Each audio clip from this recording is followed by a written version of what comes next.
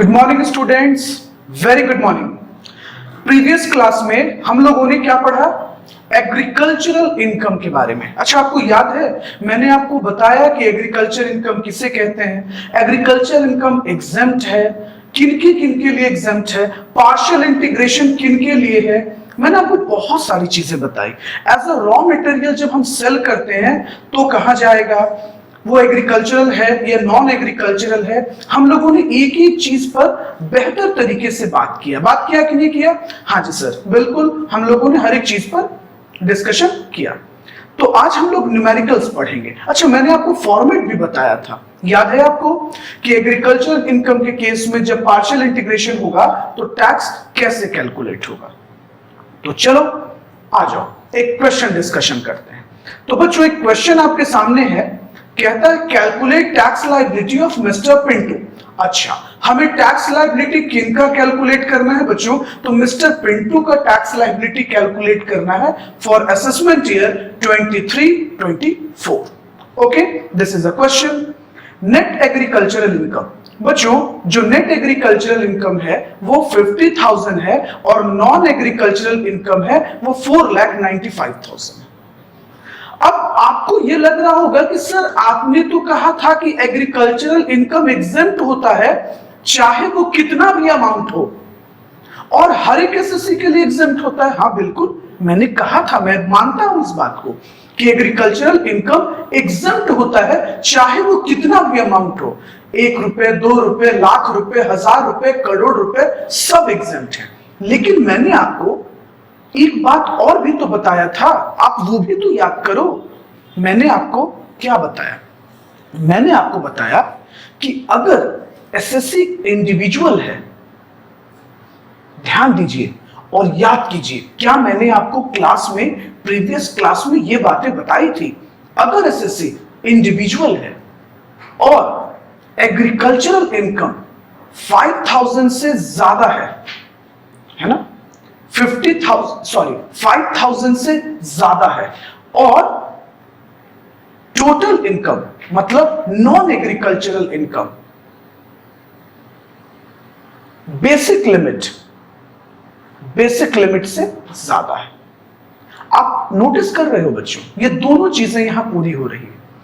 Net agricultural income भी 50,000 से ज्यादा है, मतलब 5,000 से ज्यादा है, चूंकि 50 है तो 5 से ज्यादा है। दूसरी चीज कि अदर इनकम जो है, मतलब टोटल इनकम जो है वो बेसिक लिमिट से ज्यादा है। एक इंडिविजुअल का बेसिक लिमिट क्या होता है बच्चों? जो लोग 60 साल से कम के होते हैं उनका बेसिक लिमिट 2.5 लाख, जो 60 साल से ज्यादा 80 साल से कम होते हैं उनका बेसिक लिमिट 3 लाख, और जो 80 साल से ज्यादा के होते हैं उनका बेसिक लिमिट 5 लाख।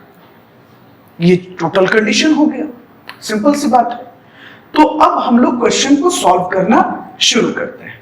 तो एग्रीकल्चरल इनकम कितना हो गया बच्चों? 50,000, और नॉन एग्रीकल्चरल इनकम हो गया अपना 4,95,000। तो लेट्स प्रोसीड। हाँ जी सर, चलिए तो हम लोग इस क्वेश्चन को शुरू करते हैं। तो बच्चों सबसे पहले मैंने आपको क्या सिखाया था? फॉर्मेट याद करो। मैंने आपको सिखाया था कि जब आपको टैक्स लायबिलिटी कैलकुलेट करना होगा तो सबसे पहले यू नीड एग्रीगेट इनकम, आपको एग्रीगेट इनकम लानी होगी। तो चलो हम लोग सबसे पहले हेडिंग बनाते हैं, कंप्यूटेशन ऑफ। आप भी मेरे साथ साथ फॉर्मेट कॉपी पर लिखते जाओ, computation of tax liability, computation of tax liability. Good, चलो शुरू करें फिर। सर सबसे पहले हम लोग एग्रीगेट इनकम लिखेंगे। हाँ जी,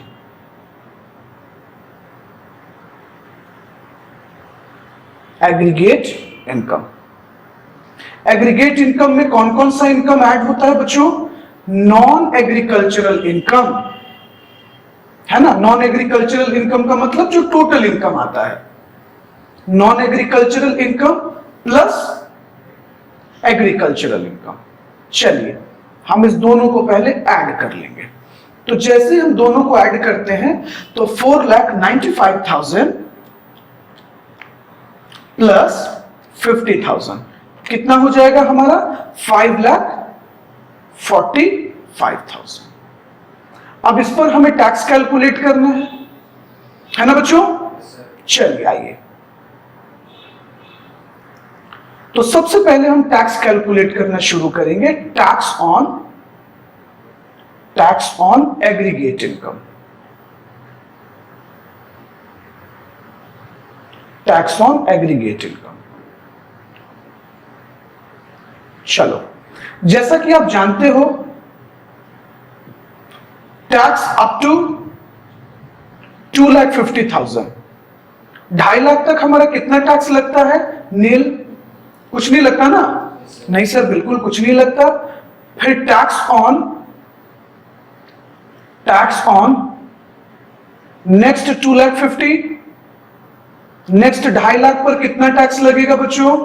एट 5%, ये हो गया 12,500। लेकिन सर 2.5 लाख बचेगा। हाँ जी सर, बिल्कुल 5,45,000 है ना। चलिए, उसके बाद टैक्स ऑन बैलेंस, बैलेंस कितना बच गया? 45,000 बच गया, जिस पर हम 20% लगाएंगे। मैंने आपको स्लैब रेट क्या बताया था? नील 5%, 20%, 30%। चलो, तो ये बच गया हमारा 45,000। इसका हम कितना परसेंट ले लेंगे भाई? हाँ जी, तो इसका हम 20% ले लेंगे। कितना हो जाएगा ये? 9,000। हमने टैक्स को टोटल कर दिया, तो 9,000 प्लस 12,500, ये हो गया 21,500। बच्चों, इसे हमें सिंबॉलिक प्रेजेंटेशन देना है और इसका नाम क्या रखना है? ए। ये पहला कैलकुलेशन हुआ। अब हमें दूसरा कैलकुलेशन करना है जो फॉर्मेट बताता है हमें। फॉर्मेट पे क्या बताया गया है? टैक्स ऑन किस पर कैलकुलेट करना है भाई? तो टैक्स ऑन बेसिक लिमिट। बच्चों हमेशा याद रखिएगा, basic limit age wise depend करता है। तो आप देख लो कि वो जो एसएससी है उनका एज ग्रुप क्या है, उसके अकॉर्डिंगली आप उनका बेसिक लिमिट डिसाइड करना, 2,50,000, 3 लाख या 5 लाख। तो basic limit plus agricultural income हमने ऐड कर दिया। अब बच्चों आप एक बात बताओ, बेसिक लिमिट हमारा 2,50,000 है और एग्रीकल्चरल इनकम 50,000 है। जब हम दोनों को ऐड करेंगे तो कितना अमाउंट आ जाएगा? 3 लाख। अब सोचो आप, हमें 3 लाख पर टैक्स कैलकुलेट करना है ना जी? अब सोचिए बच्चों, जब आप 3 लाख पर टैक्स कैलकुलेट कीजिएगा तो 2.5 लाख तक तो ऐसे ही नील हो जाएगा। 2.5 लाख तक क्या हो जाएगा? नील हो जाएगा, वो तो काउंट होता नहीं है। तो 2,50,000 तक नील हो गया। बचा क्या हमारा? बचा 50,000। 50,000 का 5%, हाँ जी, 50,000 का 5%, 2,500। तो सिंपल, देखिए यहां मैंने थोड़ा सा शॉर्टकट कर दिया। ये इसको हम सिंबॉलिक प्रेजेंटेशन दे देंगे बी, 2,500। आप मेरी बात को ध्यान से समझिए, मैं क्या कह रहा हूं। बेसिक लिमिट, तो बेसिक लिमिट कितना है इस पर्सन का? 2.5 लाख, क्योंकि इनकम टैक्स लॉ कहता है कि जो लोग 60,000 से कम के हैं, 60 ईयर्स से कम के हैं, उनके लिए बेसिक लिमिट 2,50,000 है बच्चों। तो 2,50,000 प्लस एग्रीकल्चरल इनकम। तो एग्रीकल्चरल इनकम हमारा कितना था बच्चों? एग्रीकल्चरल इनकम 50,000 था ना। क्वेश्चन आप देखो, एग्रीकल्चर इनकम 50,000 था, तो हमने दोनों को जब ऐड कर दिया तो हम वैल्यू कितना पा लिए? हमारे पास वैल्यू आ गया 3 लाख रुपीस। अब 3 लाख पर जब आप टैक्स निकालोगे तो आप कैलकुलेटर उठा के चेक करो ना, 2,50,000 नील हो जाएगा, हटा दो 2,50,000 3 लाख में से, बचा कितना? 50,000। 50,000 का 5%, 2,500। चलो, उसके बाद हमें क्या करना है? लॉ क्या कहता है? फॉर्मेट में मैंने आपको बताया था बच्चों, a minus b, a minus b. चलिए, तो a में कितना आया था बच्चों? 21,500। तो ये हो गया हमारे पास 19,000। अब सवाल ये है कि सर क्या इन्हें रिबेट मिलेगा? Rebate under section 87A rebate मिलेगा? Answer no. बच्चों रिबेट कैसे मिलेगा? आप सोच कर देखिए ना, आप 1 मिनट सोच कर देखिए, इनका जो इनकम है वो 5 लाख से ज्यादा है। नहीं बच्चों, ध्यान से समझिए, नॉन एग्रीकल्चरल इनकम इनका जो है वो 5 लाख से कम है ना बच्चों, क्योंकि ये 4,95,000 है, 5 लाख से कम है। तो क्या ये एलिजिबल है रिबेट के लिए? आंसर हाँ सर, बिल्कुल इन्हें रिबेट मिलेगा, 87A में रिबेट मिलेगा। और आप जानते हो ना कि मैक्सिमम रिबेट कितना दिया जा सकता है? याद है ना बच्चों रिबेट? हाँ, तो अंडर सेक्शन 87A में हम रिबेट दे देंगे 12,500। तो लेस कर लेते हैं, चलिए लेस 12,500, कितना बचा? ये बचा हमारे पास 6,500। हम इसमें क्या ऐड कर देंगे बच्चों? हम ऐड कर देंगे health and education cess at 4%। तो 6,500 बचेगा, इसका 4% कितना होगा? 260 रुपीज। आप ऐड कर दो, ये क्या आ जाएगा हमारे पास? ये क्या आ जाएगा? Tax liability. कोई दिक्कत? चलिए 6,500 ऐड कर दिए तो टैक्स आ गया 6,760। चलो लो, मैं मिनिमाइज कर देता हूं इसको, आप क्वेश्चन भी नोट डाउन कर लो और वीडियो पॉज करके इसको लिख लो। अच्छा, एक बार मैं फॉर्मेट भी रिकॉल कर देता हूं। ओके, चलो आप इसको नोट डाउन कर लो पहले। मैंने मिनिमाइज कर दिया है। अब देखो बच्चों, अब याद दिलाता हूं आपको मैंने जो फॉर्मेट पढ़ाया था। चलो आ जाओ,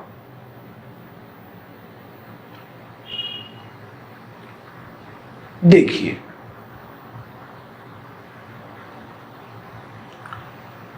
चलिए स्क्रीन पर आ गया है मेरे प्यारे बच्चों, ध्यान से।